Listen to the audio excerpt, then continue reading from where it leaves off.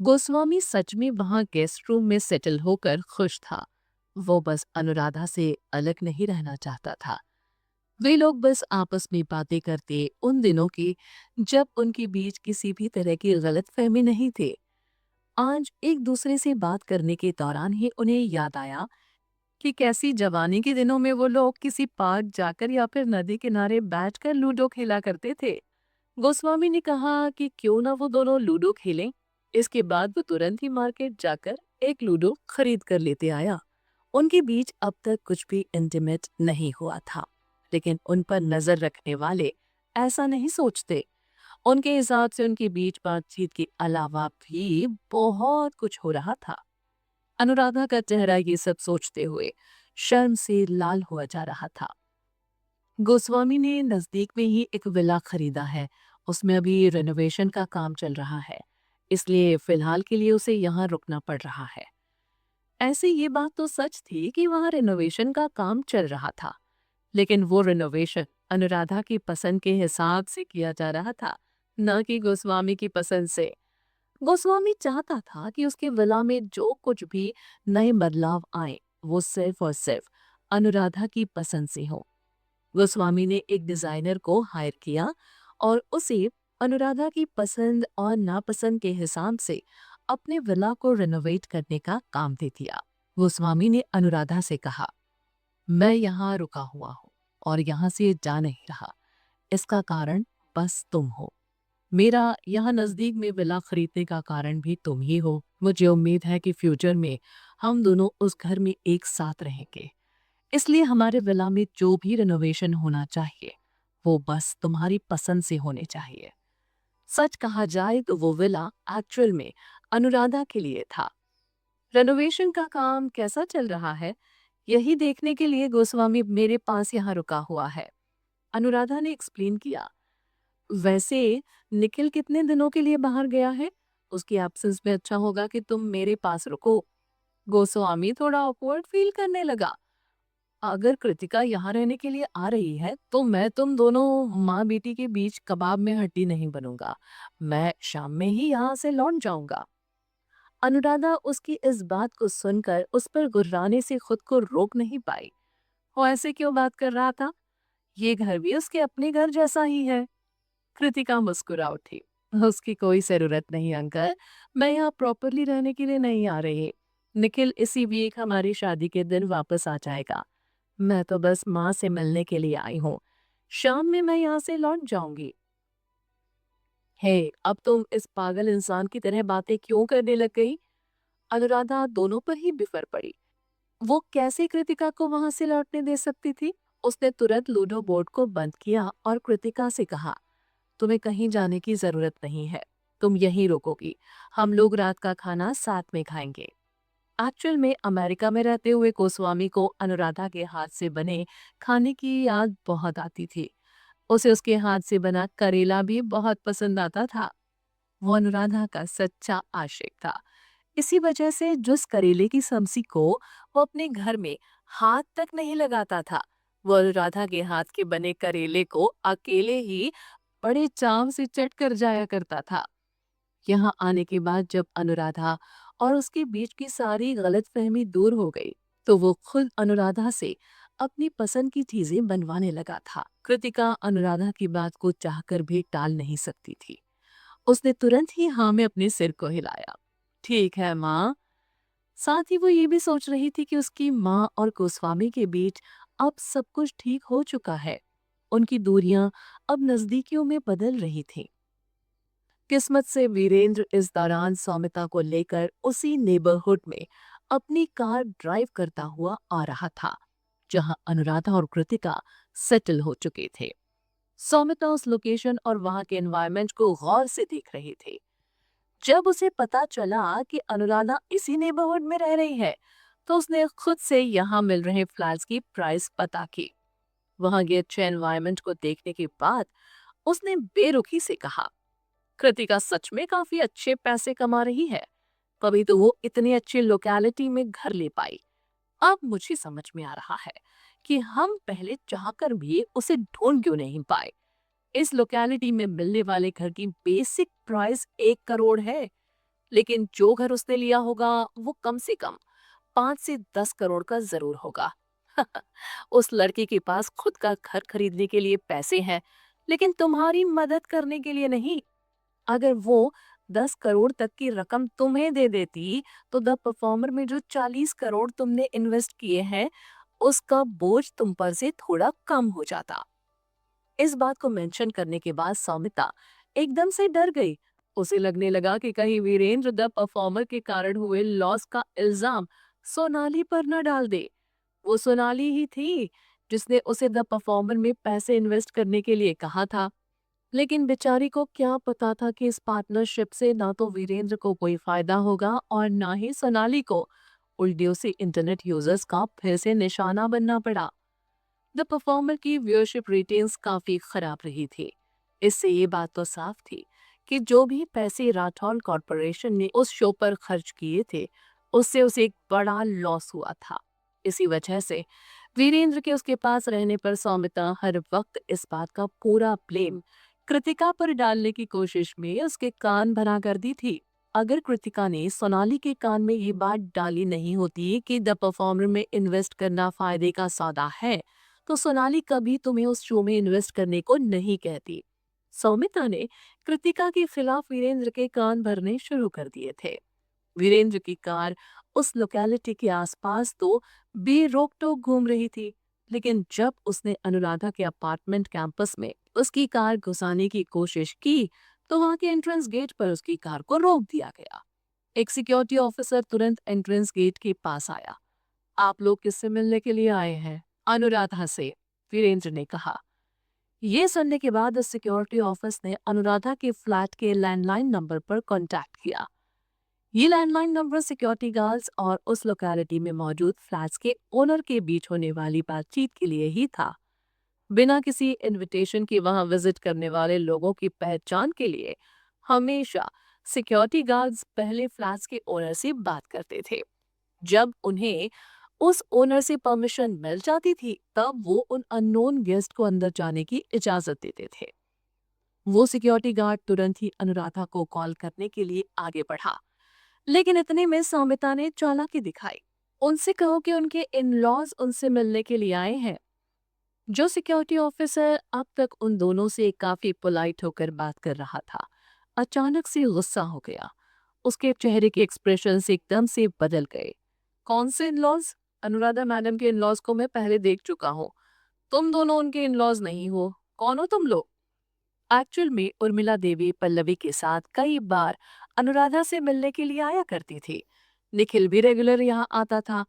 इस वजह से वहाँ के सारे गार्ड्स अनुराधा के इन-लॉज को अच्छे से पहचानते थे। कृतिका ने निखिल और उर्मिला देवी दोनों को ही उसके फ्लैट में आने का विजिटिंग कार्ड दे रखा था, इसलिए उन्हें कभी भी सिक्योरिटी गार्ड की तरफ से रोका नहीं जाता था।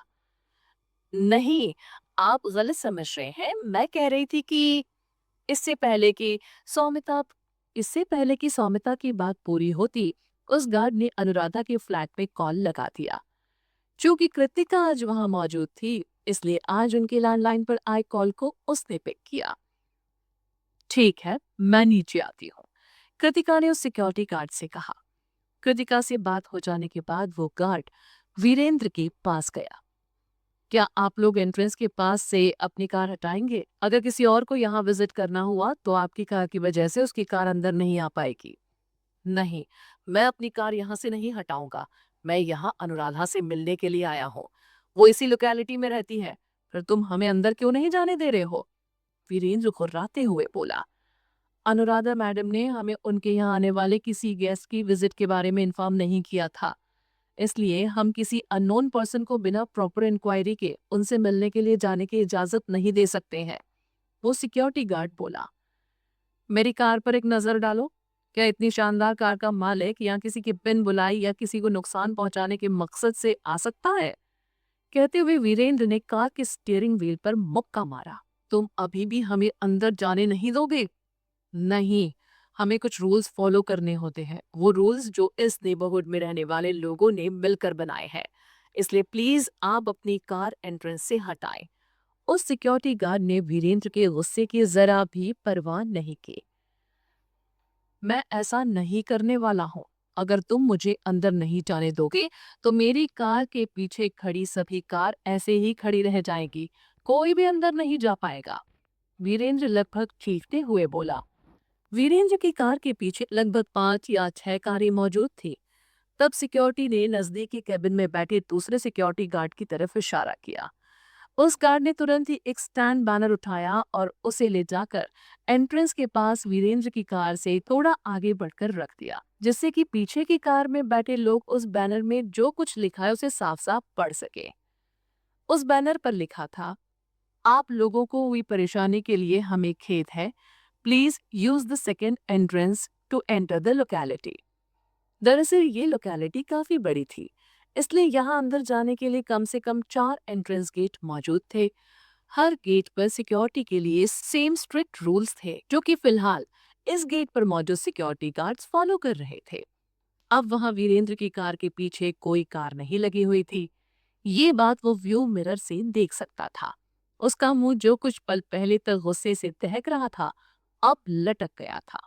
आप लोग जितनी देर तक चाहे यहाँ रुक सकते हैं, लेकिन बिना प्रॉपर परमिशन के आप अंदर नहीं जा सकते हैं, उस गार्ड ने कहा। क्योंकि सिक्योरिटी गार्ड से कृतिका को वीरेंद्र की इंफॉर्मेशन मिल चुकी थी, इसलिए जल्दी ही वो वहां आ गई। वीरेंद्र की कार को उसने दूर से ही पहचान लिया था। आई एम सॉरी, हमारी वजह से आप लोगों को प्रॉब्लम हुई। कृतिका ने वहां आते ही सिक्योरिटी गार्ड से माफी मांगी और वीरेंद्र को पूरी तरह से इग्नोर कर दिया। कृतिका हमेशा उस लोकेलिटी के सभी सिक्योरिटी गार्ड से अच्छे से पेश आती थी। अरे इसमें सॉरी कहने की क्या बात हो गई, हम तो अपनी ड्यूटी कर रहे हैं, आप फिक्र ना करें, उस सिक्योरिटी गार्ड ने मुस्कुराते हुए कहा। कृतिका को वहां आया देख वीरेंद्र अपनी कार से उतर गया। कृतिका, कुछ ज्यादा ही चालबाजियां सीख गई हो तुम, जो हमें बताए बगैर ही तुमने अपना पिछला घर चेंज कर लिया। सौमिता भी कार से उतर चुकी थी। उसने उस नेबरहुड की तरफ इशारा करते हुए कहा, इस महंगी लोकेलिटी में तुमने एक शानदार और महंगा घर खरीदा, यानी कि तुम्हारे पास ढेर सारे पैसे हैं। फिर भी मुश्किल वक्त में जब हम तुमसे पैसे मांगने के लिए आए तो तुमने अपने डैड की मदद नहीं की और उन्हें इग्नोर कर दिया। इस बारे में हम अंदर जाने के बाद बात करेंगे, वीरेंद्र ने कहा। जल्दी से इन बेहुदा गार्ड से कहो कि हमें अंदर आने दे। कृतिका ने बेरुखी से दोनों को देखा। आप लोगों को इस जगह के बारे में कैसे पता चला? उसकी चिंता छोड़ो, वीरेंद्र घमंड से बोला। बस इतना समझ लो कि इस जन्म में तुम मुझसे अपना पीछा नहीं छुड़ा सकती हो। तुम जहां कहीं भी जाओगी मैं तुम्हें ढूंढ लूंगा। तुम्हारी जिंदगी में जो कुछ भी चल रहा होगा वो सब मुझे पता रहेगा। कृतिका की आईब्रोज ऊपर उठ गई। अगर उसकी जिंदगी में हो रही सभी बातों के बारे में वीरेंद्र को मालूम रहता तो उसे ये भी मालूम रहता कि वो अब यहाँ अपनी माँ के साथ नहीं रहती है, बल्कि वो तो निखिल के साथ रहने लगी है। कृतिका उस सिक्योरिटी गार्ड की तरफ पलटी। मुझे आपकी एक हेल्प चाहिए। फ्यूचर में अगर ये दो लोग कभी भी यहाँ आते हैं तो आपको हमसे कांटेक्ट करने की कोई जरूरत नहीं है। आप सीधे इन दोनों को यहाँ से भगा सकते हैं। हमारी परिवार का इनसे कोई ताल्लुक नहीं। ठीक है, उस सिक्योरिटी गार्ड ने हामी भरी। ये नेबरहुड अपनी प्राइवेसी पॉलिसी के लिए फेमस था। यहाँ की मेन पॉलिसी थी यहाँ के रेसिडेंट्स की प्राइवेसी का ध्यान रखना। इसलिए जो रिक्वेस्ट कृतिका ने उस गार्ड से की थी, ये उनके लिए आम बात थी। इन दोनों के अलावा एक और पर्सन है जिसे आपको यहाँ आने से रोकना है। कहते हुए कृतिका ने अपने मोबाइल से इंटरनेट पर मौजूद सोनाली के फोटोज को सर्च किया और उस गार्ड को दिखाने लगी। अगर ये यहाँ आती है तो आपको इसे भी अंदर आने नहीं देना है। उस सिक्योरिटी गार्ड ने वो पिक अपने मोबाइल में क्लिक कर ली। फिर उसने कहा, ओके मैम। वीरेंद्र कृतिका को बताने वाला नहीं था कि उसे इस जगह के बारे में कैसे पता चला, इसलिए वो वहां रुककर अपना टाइम और बर्बाद नहीं करने वाली थी। इसलिए वो पलटी और वहां से जाने लगी। ये देख वीरेंद्र गुस्से से चिल्लाने लगा, कृतिका, यहाँ वापस आओ अभी। कृतिका, तुम इतनी बुरी कैसे बन सकती हो? सौमिता ने भी उसे जोर से पुकारा। तुम दोनों अगर अब एक बार भी चिल्लाए तो मैं तुम लोगों को यहाँ से उठाकर बाहर फेंक दूंगा। तुम दोनों बुजुर्ग हो, इसका मतलब ये नहीं कि मैं अपनी ड्यूटी भूल जाऊं।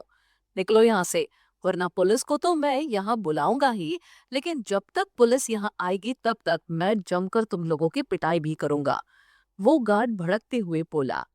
वीरेंद्र भी अब ये समझ चुका था कि वो उस लोकेलिटी में एंटर नहीं हो सकता है, इसलिए वो अपनी कार में बैठा और वहां से निकल गया। क्या हम इसे ऐसे ही छोड़ देंगे? सौमिता ने सवाल किया। नहीं, बिल्कुल भी नहीं, वीरेंद्र गुस्से में बोला। वो कृतिका ही है जिसकी वजह से द परफॉर्मर फ्लॉप हुई। उसकी वजह से हमारी कंपनी को भी नुकसान हुआ। यहाँ तक कि सोनाली फिर से इंटरनेट यूजर्स के टारगेट में आ गई। वो जानती थी कि मैं उस शो को स्पॉन्सर कर रहा हूँ, फिर भी उसने उस शो को नुकसान पहुंचाया। ऐसे में उसे सबक सिखाए बिना मैं कैसे छोड़ सकता हूँ? अचानक से सौमिता की आंखें चौंधिया उठी। फिर उसने कहा, कहीं ऐसा तो नहीं कि उसने ही चाल चलकर तुम्हें इस शो को स्पॉन्सर करने पर मजबूर किया हो? सौमिता की बात सुनते ही वीरेंद्र ने कार रोक दी। उसके सीने में दर्द होने लगा था। उसकी आंखें सुर्ख लाल हो गई। अगर सच में ऐसा है तो मैं भूल जाऊंगा कि वो मेरी बेटी है। अब उसे मुझसे भगवान भी नहीं बचा सकता है। इधर कृतिका वापस से फ्लैट में अनुराधा के पास आ गई थी।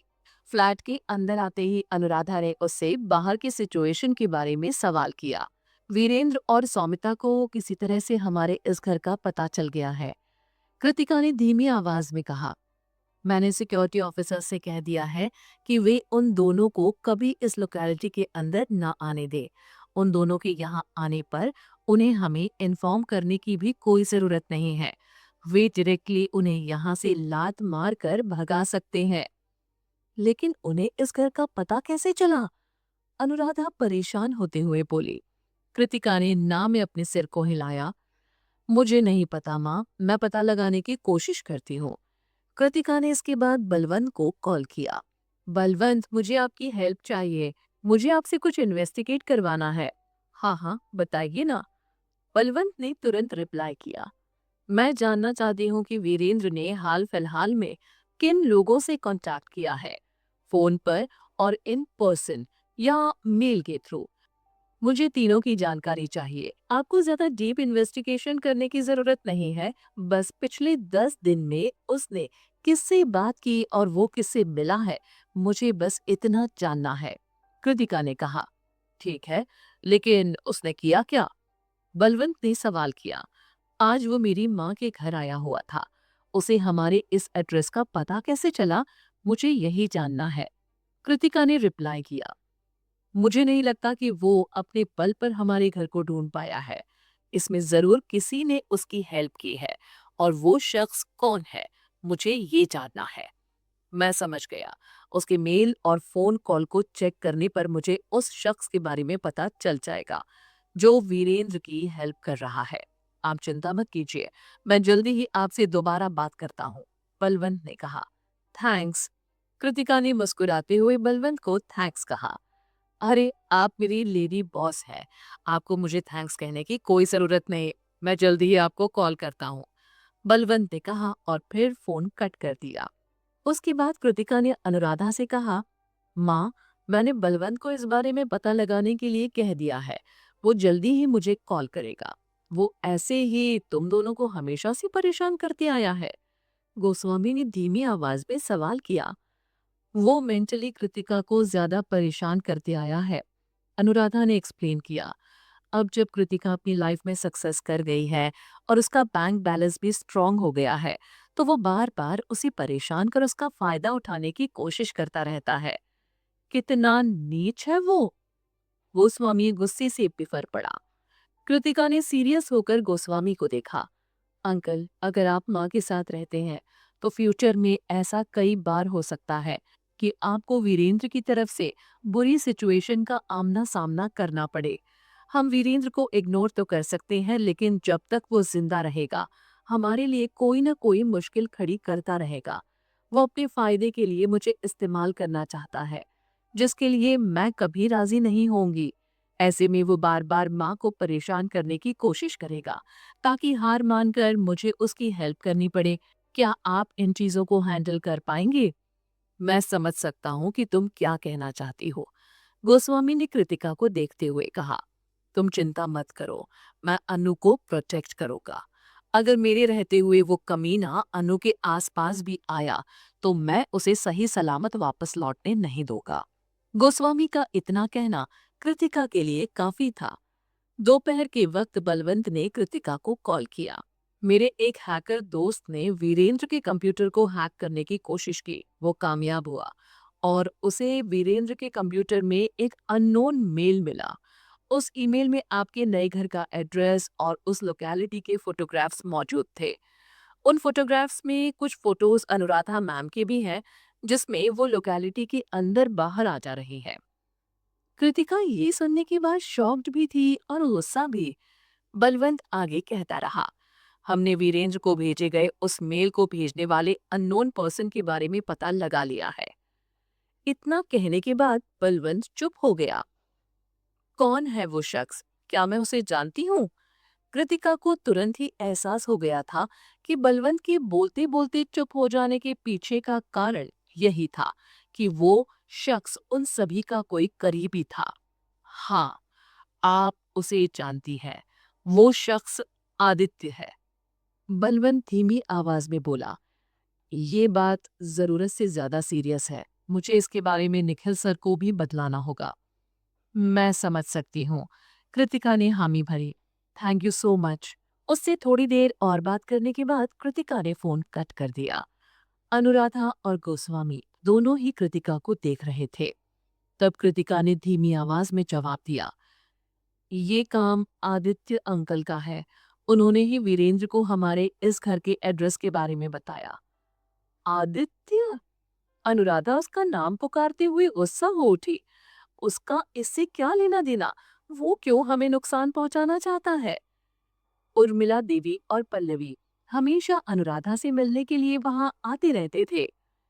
ऐसे में आदित्य को इस एड्रेस के बारे में कैसे पता चला होगा?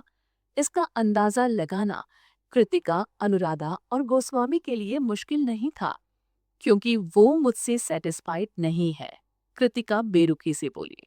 इसलिए उन्होंने हमारे घर का एड्रेस वीरेंद्र को बतला दिया, इस उम्मीद में कि वीरेंद्र यहाँ आकर हमारे लिए मुश्किलें खड़ी करेगा। अनुराधा का गुस्सा पल पल के साथ बढ़ता जा रहा था। वो आदित्य की इस हरकत को समझ नहीं पा रही थी। वीरेंद्र यहाँ आकर हमारे लिए मुश्किलें तो खड़ी कर सकता है, लेकिन इसके अलावा क्या? उसका मकसद तुम्हारा और निखिल का रिश्ता तोड़ना है, लेकिन वीरेंद्र इसमें उसकी हेल्प कैसे कर सकता है? मुझे भी उसके सोचने का तरीका समझ में ही नहीं आ रहा माँ।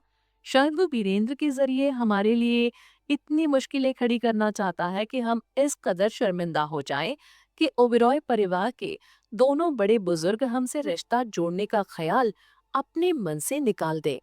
अगर उनका मन बदल गया तो वे दोनों निखिल को मुझसे शादी करने के लिए मना कर देंगे। कृतिका की आईब्रोज ऊपर उठ गई। वो बात अलग है कि निखिल उसके अलावा किसी और से कभी शादी नहीं करेगा। कृतिका को अब समझ में आ रहा था कि ओबेरॉय परिवार के तो सबसे बुजुर्ग लोग क्यों हमेशा से अपने बड़े बेटे से नफरत करते आए थे। वो इंसान निहायत ही मूर्ख था। इस तरह की थिंकिंग नॉर्मल लोगों में तो हो नहीं सकती थी। ये सब सुनने के बाद ऐसा कुछ भी बाकी नहीं रह गया था जिसे गोस्वामी समझ ना पाए। आदित्य कृतिका के फैमिली बैकग्राउंड से खुश नहीं था। वो चाहता था कि निखिल किसी ऐसी लड़की से शादी करे जिसका फैमिली बैकग्राउंड अच्छा हो। गोस्वामी और अनुराधा की शादी भी सालों पहले इसी तरह की साजिशों के कारण नहीं हो पाई थी। वो इन चीजों से बेपनाह नफरत किया करता था। उसकी हिम्मत कैसे हुई तुमसे नफरत करने की? गोस्वामी गुर्राया। वो खुद को आईने में क्यों नहीं देखता कि वो कितना गिरा और नफरत किए जाने वाला इंसान है? तुम दोनों 1 मिनट रुको, कहते हुए गोस्वामी ने अपना मोबाइल बाहर निकाला। जब वो किसी को कॉल कर रहा था तो अनुराधा और कृतिका दोनों को ही थोड़ा अजीब लगा। दूसरी तरफ से कॉल के पिक होने के बाद गोस्वामी ने कहा, हेलो मिस्टर विदित, ये मैं हूँ गोस्वामी। विदित शहर का मेयर था। मिस्टर गोस्वामी, विदित सरप्राइज होते हुए बोला। हेलो हेलो, कुछ वक्त पहले आपने मुझे कॉल करके अपनी तरफ से दी जा रही म्युनिसिपल डिनर पार्टी पर आने के लिए इनवाइट किया था। तब मैंने आपके इनविटेशन को ये कहते हुए ठुकरा दिया था कि मैं 2 दिन बाद ही यहाँ से लौट जाऊंगा, लेकिन ऐसा हुआ नहीं। मैं अभी भी मुंबई में ही हूँ, तो मैं जानना चाह रहा था कि क्या मुझे दिया गया आपका इनविटेशन अभी भी वैलिड है? क्या मैं उस पार्टी में आ सकता हूँ? गोस्वामी ने सवाल किया। हाँ हाँ, वो इनविटेशन अभी भी वैलिड है। आपके जैसे फेमस पर्सन के लिए मेरी पार्टी में जगह कैसे नहीं हो सकती है? विदित मुस्कुराते हुए बोला। कृतिका की आईब्रोज ऊपर उठ गई। अगर उसकी जिंदगी में हो रही सभी बातों के बारे में वीरेंद्र को मालूम रहता, तो उसे ये भी मालूम रहता कि वो अब यहाँ अपनी माँ के साथ नहीं रहती है, बल्कि वो तो निखिल के साथ रहने लगी है। कृतिका उस सिक्योरिटी गार्ड की तरफ पलटी। मुझे आपकी एक हेल्प चाहिए। फ्यूचर में अगर ये 2 लोग कभी भी यहाँ आते हैं, तो आपको हमसे कांटेक्ट करने की कोई जरूरत नहीं है। आप सीधे इन दोनों को यहाँ से भगा सकते हैं। हमारे परिवार का इनसे कोई ताल्लुक नहीं। ठीक है। उस सिक्योरिटी गार्ड ने हामी भरी।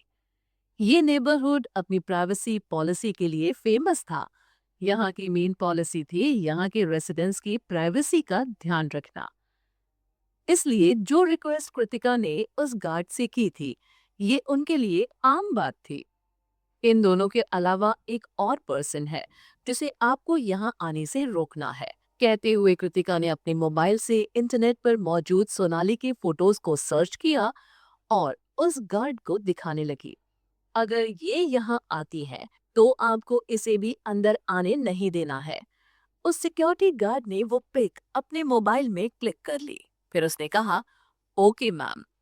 वीरेंद्र कृतिका को बताने वाला नहीं था कि उसे इस जगह के बारे में कैसे पता चला, इसलिए वो वहां रुककर अपना टाइम और बर्बाद नहीं करने वाली थी।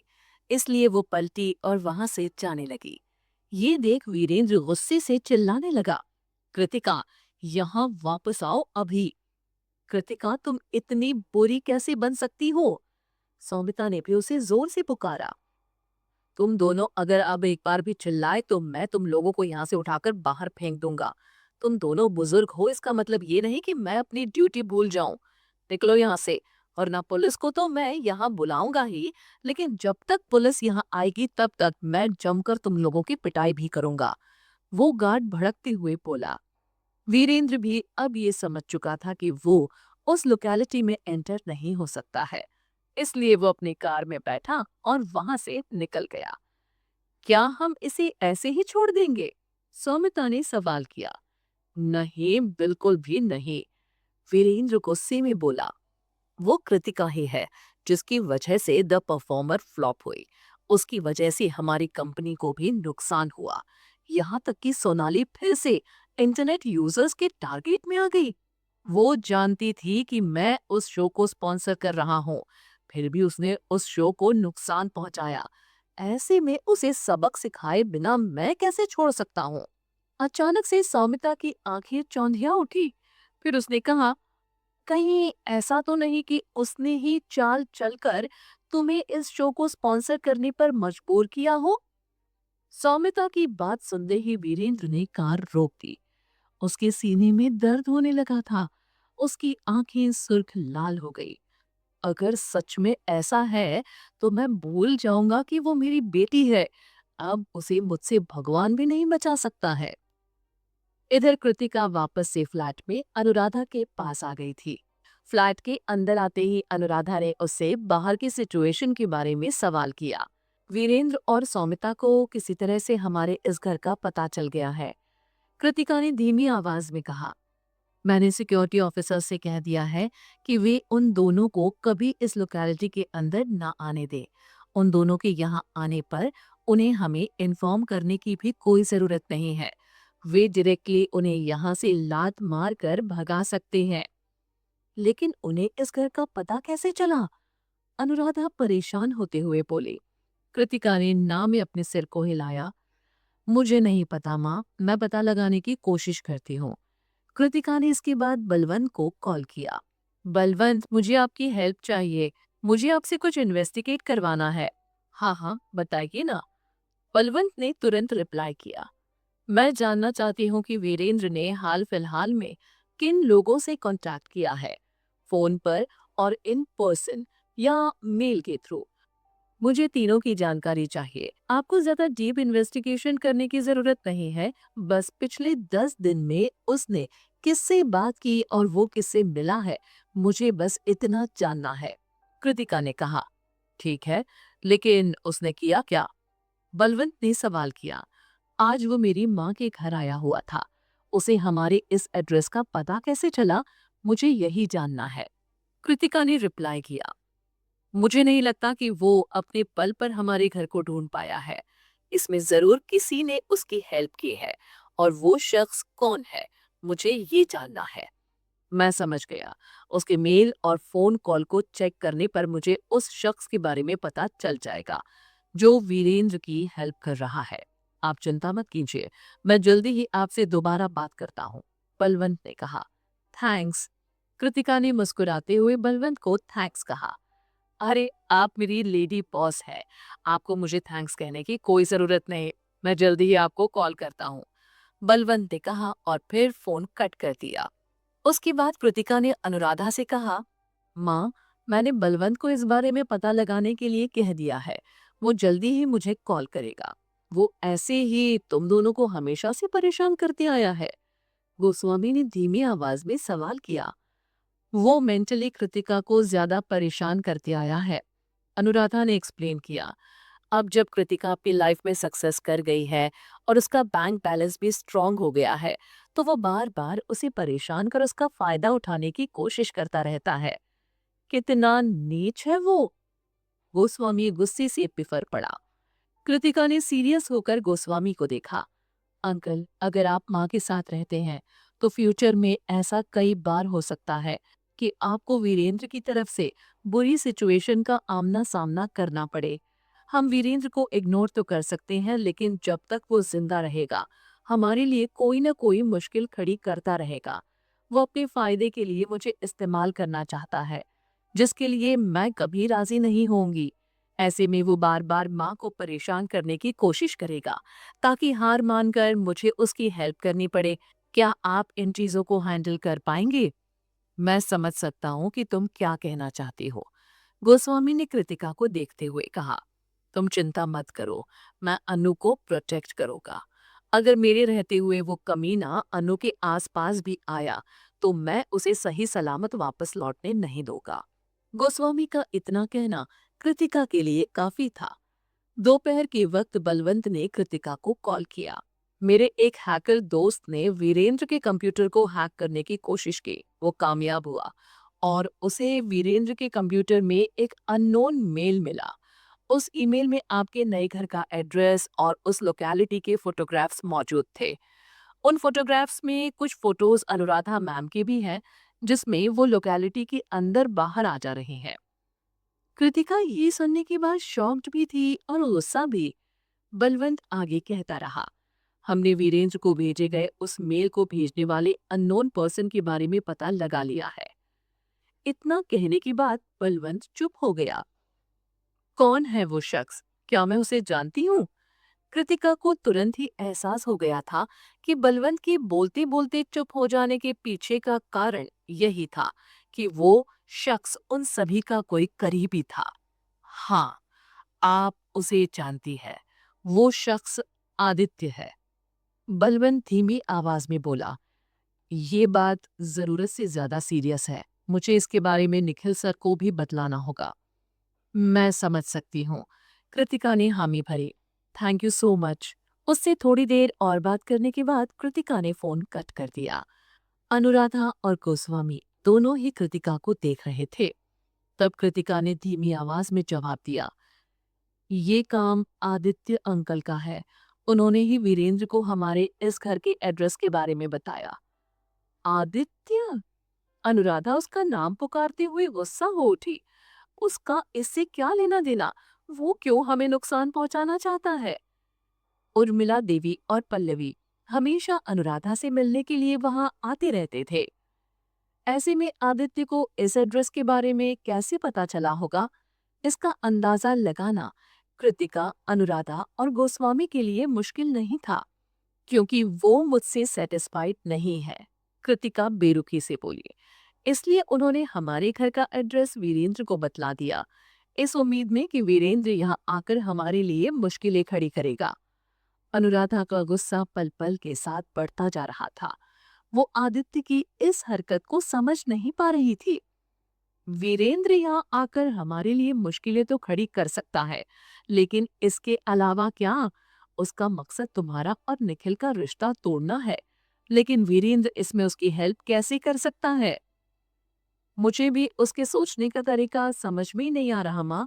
शायद वो वीरेंद्र के जरिए हमारे लिए इतनी मुश्किलें खड़ी करना चाहता है कि हम इस कदर शर्मिंदा हो जाए कि ओबेरॉय परिवार के दोनों बड़े बुजुर्ग हमसे रिश्ता जोड़ने का ख्याल अपने मन से निकाल दें।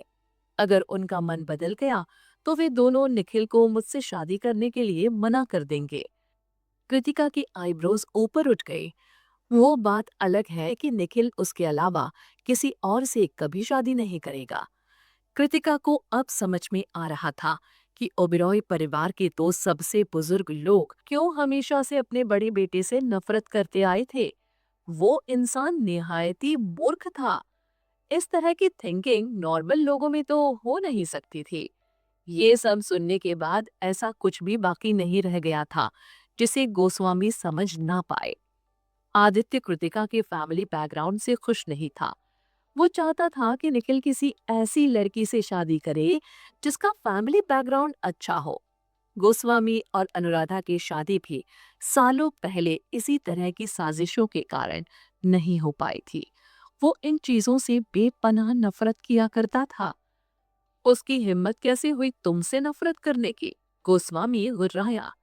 वो खुद को आईने में क्यों नहीं देखता कि वो कितना गिरा और नफरत किए जाने वाला इंसान है? तुम दोनों एक मिनट रुको, कहते हुए गोस्वामी ने अपना मोबाइल बाहर निकाला। जब वो किसी को कॉल कर रहा था तो अनुराधा और कृतिका दोनों को ही थोड़ा अजीब लगा। दूसरी तरफ से कॉल के पिक होने के बाद गोस्वामी ने कहा, हेलो मिस्टर विदित, ये मैं हूँ गोस्वामी। विदित शहर का मेयर था। मिस्टर गोस्वामी? विदित सरप्राइज होते हुए बोला। हेलो हेलो, कुछ वक्त पहले आपने मुझे कॉल करके अपनी तरफ से दी जा रही म्युनिसिपल डिनर पार्टी पर आने के लिए इनवाइट किया था। तब मैंने आपके इनविटेशन को ये कहते हुए ठुकरा दिया था कि मैं 2 दिन बाद ही यहाँ से लौट जाऊंगा, लेकिन ऐसा हुआ नहीं। मैं अभी भी मुंबई में ही हूँ, तो मैं जानना चाह रहा था कि क्या मुझे दिया गया आपका इनविटेशन अभी भी वैलिड है? क्या मैं उस पार्टी में आ सकता हूँ? गोस्वामी ने सवाल किया। हाँ हाँ, वो इनविटेशन अभी भी वैलिड है। आपकी जैसे फेमस पर्सन के लिए मेरी पार्टी में जगह कैसे नहीं हो सकती है? विदित मुस्कुराते हुए बोला।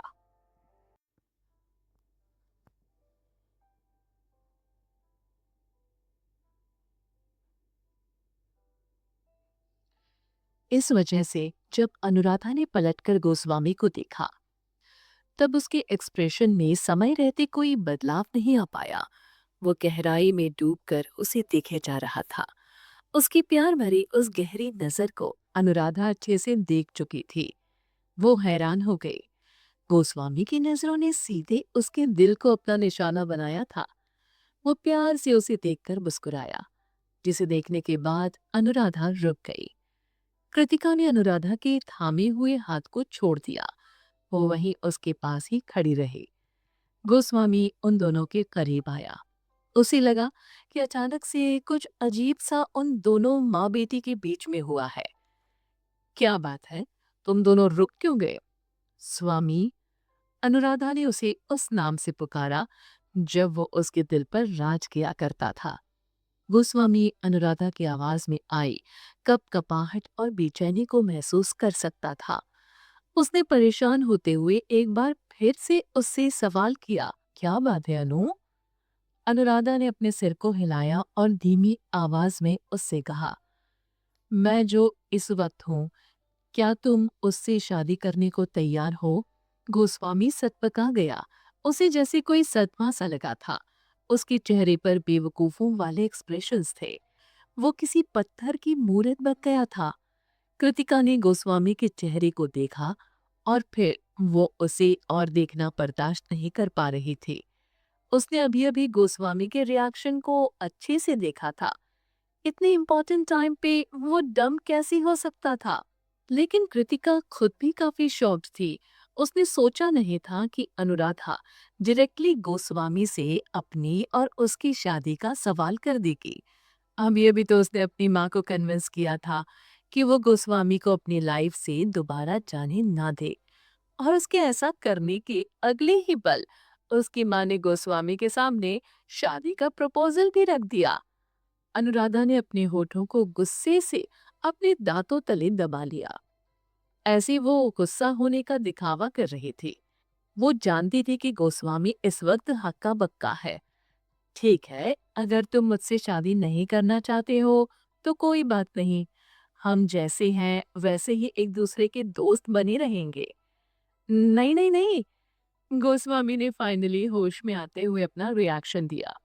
मैं मैं शॉक्ड हो गया था अनु।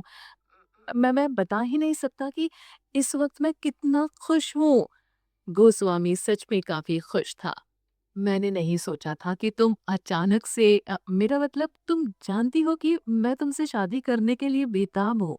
पिछले 20 सालों से मैं इसी बारे में तो सोचता आ रहा हूँ, और कितनी मुश्किल से अब मुझे तुम्हारा साथ मिल पाया है। मेरी सबसे बड़ी विश हमेशा से तुमसे शादी करने की ही है अनु। गोस्वामी एक सांस में ये सब बोलता चला गया। उसकी आंखें लाल होने लगी थी। मैंने नहीं सोचा था कि तुम अचानक से मुझसे शादी करने के लिए राजी हो जाओगी। हालांकि तुमसे दोबारा से मिलने के बाद से ही मैं तुमसे कहता आया हूँ कि तुम फ्यूचर मिसेस गोस्वामी हो। लेकिन मैं ये भी जानता था कि तुम्हारे दिल में इस फैसले को लेकर ढेर सारी चिंताएं हैं। इसलिए मैंने सोचा था कि मुझे एक लंबे वक्त तक तुम्हारी हाँ का इंतजार करना होगा। गोस्वामी की आंखों में न जाने कैसा दर्द होने लगा था। उसका गला भी अब धीरे धीरे बैठता जा रहा था। अनुराधा उसकी कही जा रही बातों को सुनने के साथ साथ उसे गौर से देख भी रही थी। वो सच में उससे प्यार करता था और उससे शादी करना चाहता था। वो चाहता तो किसी भी दूसरी सुंदर औरत से शादी कर सकता था, लेकिन उसने उससे शादी करना तय किया। वो औरत जो सालों तक बीमार रही और जिस बीमारी ने उसकी खूबसूरती को काफी हद तक उससे छीन लिया था, वो उससे शादी करने के लिए तैयार था। ये आदमी सच में बेवकूफ है और प्यार में बेवकूफ बनने वाला फैसला ले रहा है। कृति कृति ने मुझे याद दिलाया कि हम दोनों अपनी जिंदगी के 20 साल गंवा चुके हैं। इसलिए अब मैं और वक्त गंवाना नहीं चाहती हूँ। अगर हमारी शादी में और देर हुई तो ऐसा बहुत कुछ होगा जो हम मिस करते रहेंगे। मैं काफी क्लोज माइंडेड थी, इसलिए हम एक दूसरे के करीब आसानी से नहीं आ पाए। मैं नहीं चाहती कि मेरी जिंदगी में मुझे और कोई पछतावा रहे। मैं नहीं चाहती कि मैं फिर से हमारी किस्मत को वो मौका दूं जिससे कि वो हमें फिर से अलग कर सके। हमारे पास एक दूसरे का बनने के लिए और 20 साल नहीं बचे हैं। इसलिए मैं चाहती हूँ कि हम शादी कर लें। अनुराधा की आंखों से ये सब कहते हुए अब आंसू भी बहने लग गए थे। लेकिन शादी का प्रपोज तो हमेशा लड़के लड़कियों को करते हैं ना। गोस्वामी की आंखें हल्की लाल थी। ये सवाल करते हुए वो थोड़ा हंस भी रहा था। अनुराधा अपनी आंखों को गोल घुमाते हुए बोली, मेरे ख्याल से तुम रोज ही मुझे दर्जनों बार शादी के लिए इनडायरेक्टली प्रपोज कर ही देते हो। गोस्वामी का मुंह ये सुनते ही खुला का खुला रह गया। लेकिन ये सच्चाई थी, वो इसे झुठला नहीं सकता था। आज तो उसने अनुराधा को फ्यूचर मिसेस गोस्वामी कहकर भी पुकारा था। इसलिए आज अनुराधा ने उसे प्रपोज करने का काम खुद ही कर दिया। गोस्वामी खुद को एक्साइटेड होने से रोक नहीं पा रहा था। उसने तुरंत ही अनुराधा को अपनी बाहों में भर लिया। उसने अपने चेहरे को अनुराधा के कंधे में छिपा सा लिया था। उसे गले लगाए हुए उसने एक गहरी सांस ली और कहा, मैं बहुत खुश हूँ। उसकी खुशी का अंदाजा इस बात से लगाया जा सकता था कि इस वक्त कुछ भी कहते हुए उसकी आवाज में एक कपकपाहट मौजूद थी। चलो, हम अभी शादी कर लेते हैं। कृतिका हैरान हो गई। उसकी माँ की जल्दबाजी तो देखने लायक थी, लेकिन गोस्वामी की जल्दबाजी भी उसकी माँ से कम नहीं थी। एक ने एक को आज शादी का प्रपोजल दिया और दूसरे ने आज ही शादी करने की बात भी कर दी। अनुराधा ने अपनी आंखों को झपकाया। क्या अब हमें कपड़े नहीं खरीदने चाहिए? कृतिका ने दिल ही दिल में सोचा कि अच्छा हुआ कि ऐसे सीरियस वक्त में भी उसकी माँ को कपड़े खरीदने वाली बात याद रही। मेयर की पार्टी में जाने के लिए कपड़े तुम बाद में ले सकती हो। पहले जल्दी से कोई एक लाल रंग की साड़ी ले लो, फिर हम कोर्ट जाएंगे, उसके बाद मंदिर। गोस्वामी ने कहा, कोर्ट ज्यादा देर तक खुला नहीं रहेगा। पहले वहां हम अपनी शादी रजिस्टर कर लेते हैं, फिर मंदिर में चलकर 7 फेरे भी ले लेंगे। मंदिर पहुंचने में हमें रात भी हो गई तो भी कोई दिक्कत नहीं होगी।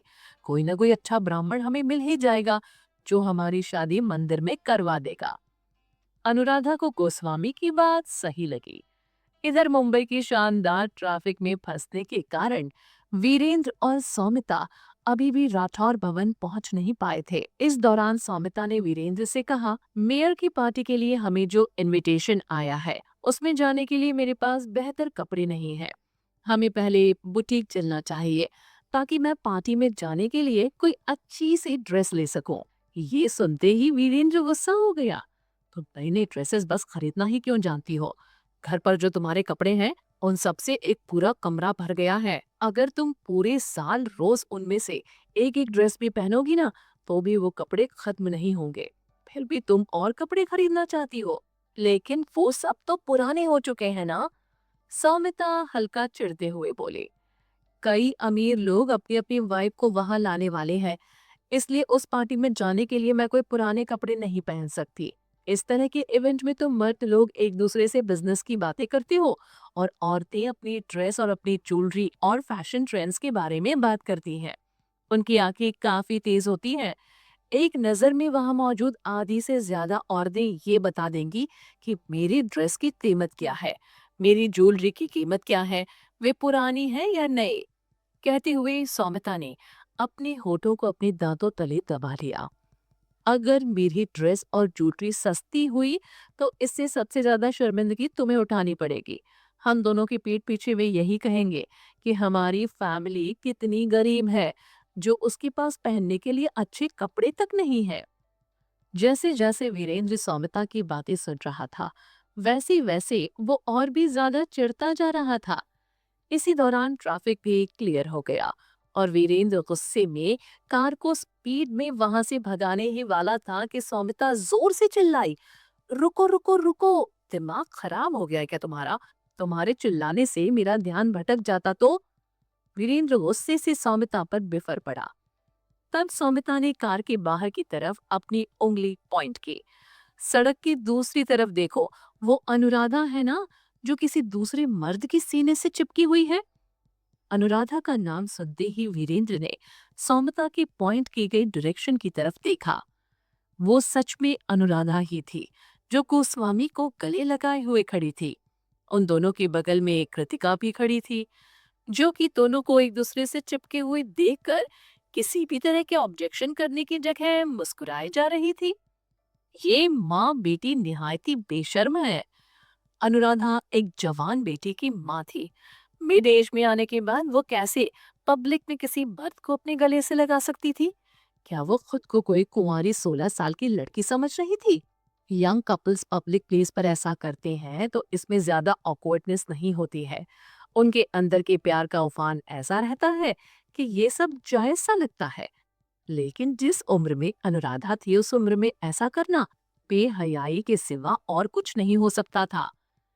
वीरेंद्र ने तुरंत ही अपनी कार को सड़क के किनारे लगाया और कार से उतरकर तेजी से अनुराधा की तरफ बढ़ने लगा। अनुराधा, और कितना बेशर्म बनोगी तुम? उसकी आवाज सुनते ही अनुराधा और गोस्वामी दोनों ही शॉक्ड हो गए। गोस्वामी का रिएक्शन थोड़ा ज्यादा फास्ट था। उसने तुरंत ही अनुराधा को अपने पीछे कर लिया, मानो वो उसे प्रोटेक्ट कर रहा हो। हैरान होने के बावजूद भी वो कृतिका को बोला नहीं था। उसने उसे भी अपने पीछे कर लिया। उसके लिए अनुराधा के साथ साथ कृतिका की सेफ्टी भी जरूरी थी।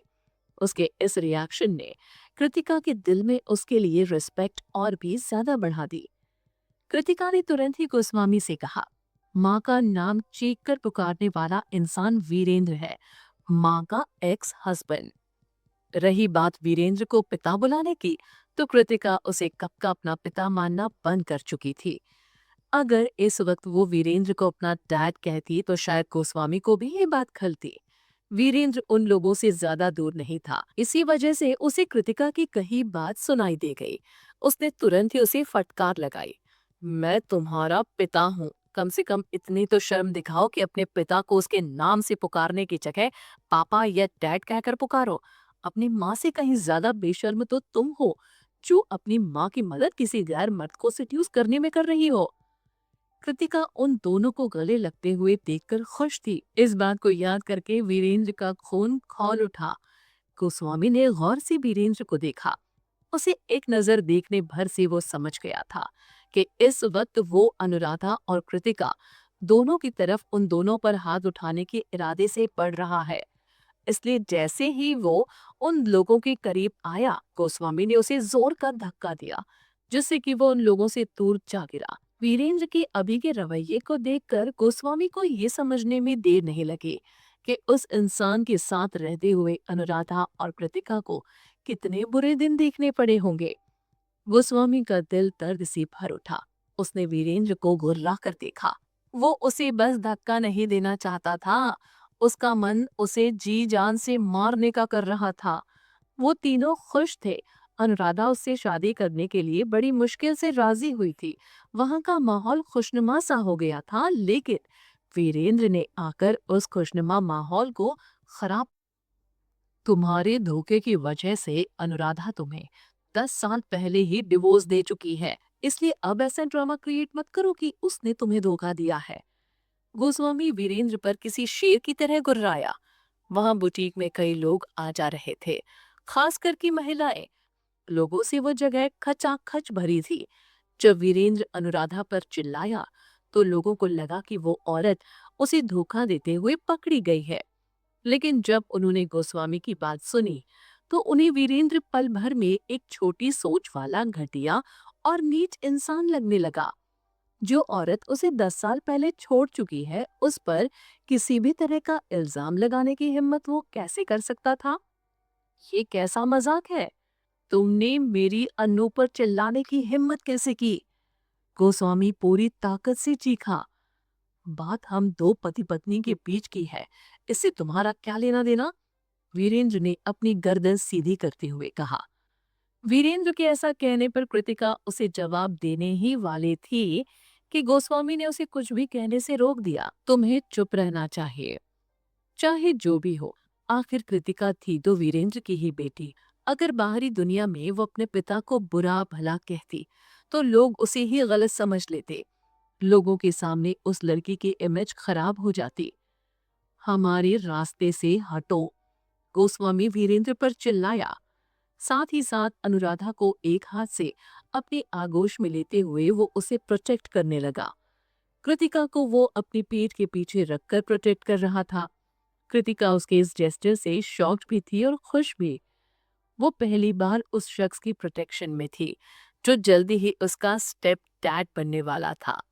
अनुराधा की पसंद में कोई खोट नहीं थी। गोस्वामी एक अच्छा इंसान था। तुम होते कौन हो इस बज्जात को प्रोटेक्ट करने वाले? कहते हुए वीरेंद्र गोस्वामी की तरफ आया, मानो वो उसके पीछे खड़ी कृतिका को पकड़कर अपनी तरफ खींचना चाहता हो। वो देख सकता था कि गोस्वामी अनुराधा को काफी ध्यान से प्रोटेक्ट कर रहा है, लेकिन कृतिका उसकी बेटी नहीं थी। भले ही वो अनुराधा को पसंद कर सकता था, लेकिन वो उसकी उस बेटी को कैसे प्यार कर सकता था जिसका डैड कोई और था? ऐसे में वो निश्चित ही कृतिका को प्रोटेक्ट नहीं करता। उसका पूरा ध्यान अनुराधा के प्रोटेक्शन में रहता। इस सोच के साथ वीरेंद्र कृतिका की ओर लपका, लेकिन इससे पहले कि वो कृतिका को छू भी पाता, गोस्वामी का एक जोरदार घूंसा उसके चेहरे पर आकर लगा। उस मुक्के की आवाज काफी जोरदार थी। गोस्वामी का वो मुक्का धड़ की आवाज के साथ उसकी चीक बोन पर पड़ा।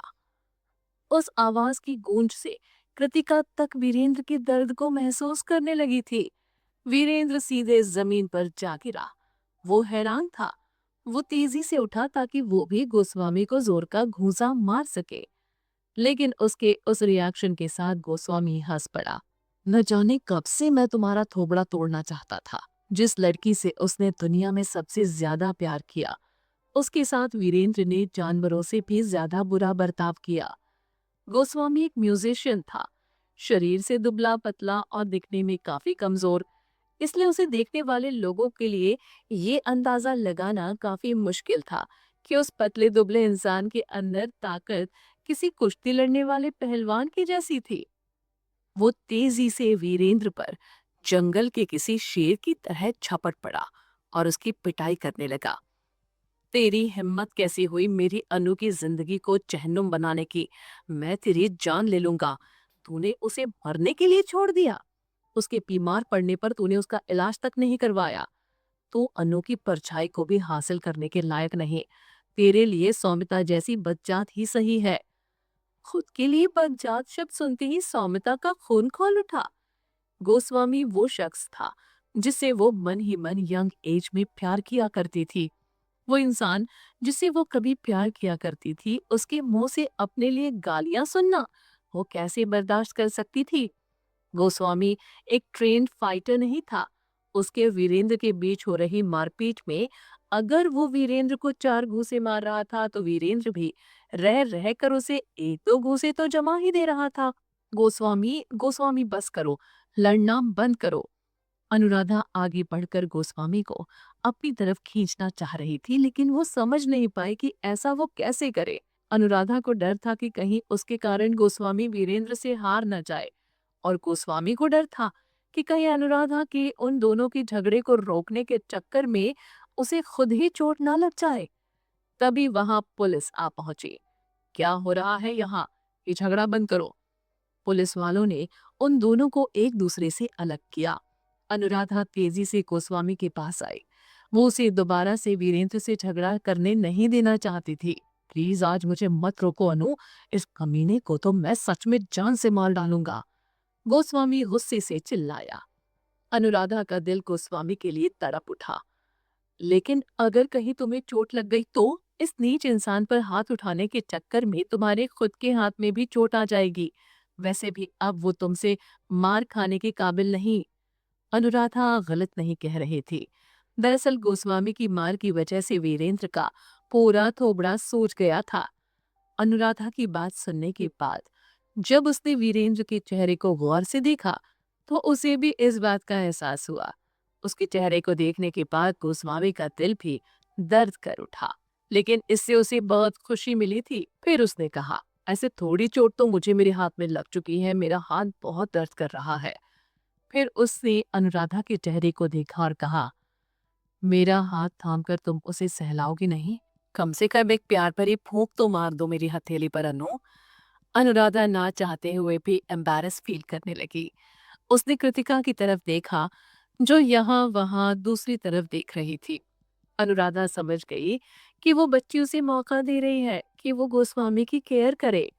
उसने तुरंत गोस्वामी के हाथ को थाम लिया। आमतौर पर मुक्का बांधने के बाद इंसान की हथेली की हड्डी उभर कर नजर आती है। गोस्वामी की वो हड्डी इस वक्त सुर्ख लाल हो चुकी थी। जब उसने कहा कि उसकी हथेली दर्द कर रही है, वो ये झूठ मूठ का नहीं बोल रहा था। एक बार मेरे हाथ पर फूंक मारो ना अनु, गोस्वामी प्यार से बोला। अनुराधा शर्माते हुए बोली, हम ढेर सारे लोगों के बीच में हैं, वे सब हमें ही देख रहे हैं, तो इस पे डरने वाली क्या बात है? बस तुम्हें मेरे हाथ पर फूंकी तो मारनी है। गोस्वामी अपनी बात पर अड़ा रहा। अनुराधा को समझ नहीं आ रहा था कि वो उस इंसान का क्या करे। जिस तरह से उसने उसे और उसके बेटी को प्रोटेक्ट किया था, उसके बाद तो उसका दिल उस पर फिदा हो गया था। ऐसे में वो उसकी रिक्वेस्ट को कैसे पूरा नहीं करती? उसने प्यार से गोस्वामी की हथेली पर फूंक मारी। वीरेंद्र अनुराधा को ही देख रहा था। वो देख सकता था कि गोस्वामी के जख्मी हाथ को देखकर उसे कितना दर्द हो रहा था। वीरेंद्र नहीं जान पाया कि क्यों ये देखकर उसके दिल को तकलीफ पहुंच रही थी।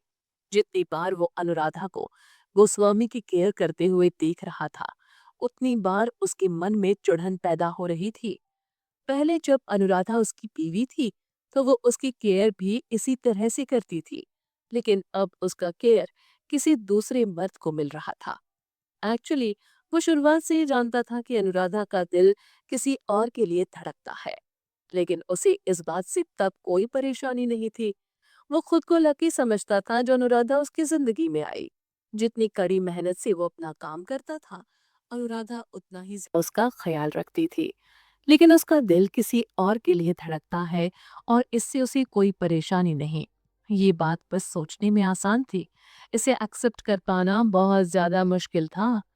उसे हमेशा इस बात का शक लगा रहता था कि अनुराधा कभी भी उस दूसरे शख्स को भूल नहीं पाएगी।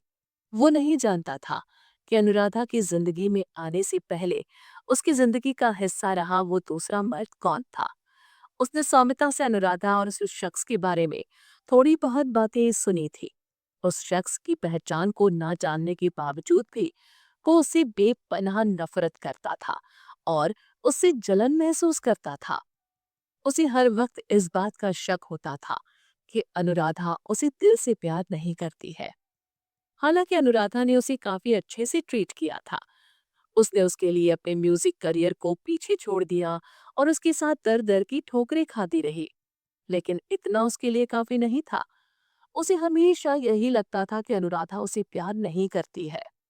इसके अलावा सौमिता हमेशा अनुराधा और गोस्वामी से जुड़ी बातों को उसे बताकर उसके कान भरा करती थी। इस तरह वो धीरे धीरे अनुराधा को लेकर वीरेंद्र का ब्रेन वॉश करती रही, जिसके बाद जब भी वीरेंद्र अनुराधा को देखता, उसे लगता था कि वो उससे पहले किसी और को प्यार करती थी और आज भी वो उसे ही प्यार करती है और उसे धोखा दे रही है। जब उसने अनुराधा से शादी की तो अनुराधा हमेशा उसके साथ प्यार से पेड़ वो बिना किसी कंप्लेन के घर के सारे काम करती। वो काम जो अपने पिता के पास रहते हुए उसे कभी नहीं करना पड़ा था। उसने कभी भी इन बातों को लेकर उससे कोई कंप्लेन नहीं की।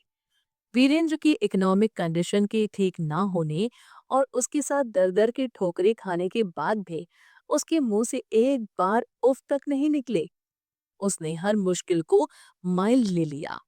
जितनी बार वो उसे मुश्किलों में मुस्कुराते हुए देखता था, उतनी बार उसे यही एहसास होता था कि अनुराधा ने उसे कभी भी प्यार नहीं किया, ना ही वो उसे कभी प्यार करेगी। इसी वजह से वो सौमिता के करीब आने लगा। वो औरत जो उसे एहसास दिलाती थी कि उसका उसके सिवा और कोई नहीं। वो जिसकी जिंदगी में पहले कोई दूसरा मर्द नहीं था। वो चाहता भी यही था कि कोई लड़की उसे दिल से प्यार करे, जिसके दिल में बस वो हो और उसका फिर पहले किसी से कोई रिश्ता ना हो। जो वो चाहता था सौमिता उसे वो दे सकती थी। रही बात डिवोर्स की बात की, तो जिस कृतिका को अनुराधा बेपनाह प्यार करती थी, वो उससे भी नफरत करने लगा। आखिर अनुराधा उससे ज्यादा कृतिका से कैसे प्यार कर सकती थी? उसके अंदर की जेलसी एक अलग ही लेवल की थी। कोई माँ अपने बच्चे से प्यार ना करके बस अपने पति से प्यार करे, ऐसा कैसे हो सकता है? अनुराधा ने अपने पहले प्यार से प्यार किया, अपनी बेटी से प्यार किया, लेकिन उसने कभी भी उससे प्यार नहीं किया। ये घटिया ख्याल हमेशा वीरेंद्र को सताता रहा। क्या हक था अनुराधा को कृतिका से प्यार करने का, पर उससे नहीं? इसी वजह से जितना ज्यादा अनुराधा कृतिका से प्यार करती थी, उतना ज्यादा वो कृतिका से बुरा बर्ताव करता और उसे रुलाता था।